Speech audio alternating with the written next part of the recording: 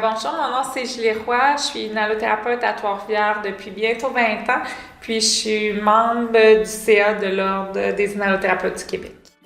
Les raisons qui ont motivé ma candidature, c'est le fait que j'avais le goût de m'impliquer, j'avais le goût de comprendre l'évolution des dossiers, j'avais le goût de comprendre l'univers dans lequel l'ordre devait graviter, tout l'environnement professionnel, toutes les parties prenantes des décisions qui sont prises, puis de comprendre là, comment l'ordre pouvait bien assurer sa mission là, de protection du public.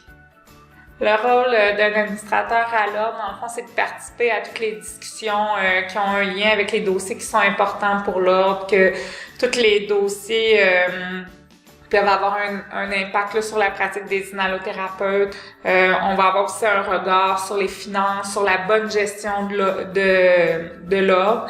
Puis on va aussi regarder là, chaque fois que l'ordre doit se positionner sur un dossier, l'ordre, la permanence vont monter un dossier étoffé, puis ensuite ils vont nous le présenter, puis là, on va avoir des discussions ensemble.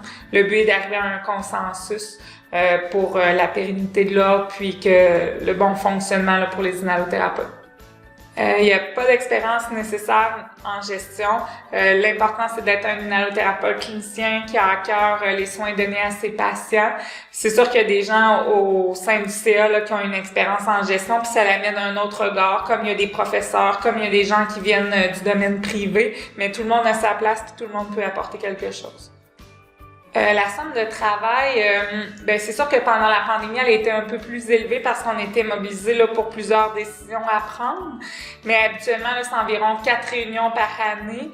Puis le gros du travail, c'est de se préparer pour aller aux réunions. Alors, on doit lire une quantité quand même importante de documents pour être bien préparé pour arriver au CA puis pouvoir participer là, aux discussions de façon efficace. C'est important de s'impliquer parce qu'on a à cœur notre profession.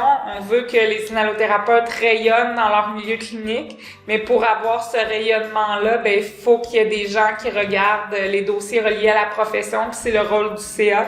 Puis, on travaille en collaboration là, avec la permanence de l'ordre des inhalothérapeutes. Puis, je pense que c'est de cette façon-là que la gestion est la plus efficace, puis qu'on peut être fier de notre titre professionnel, fier de ce qu'on accomplit au quotidien comme inhalo. L'expérience comme administrateur, c'est une expérience fort enrichissante comme humain.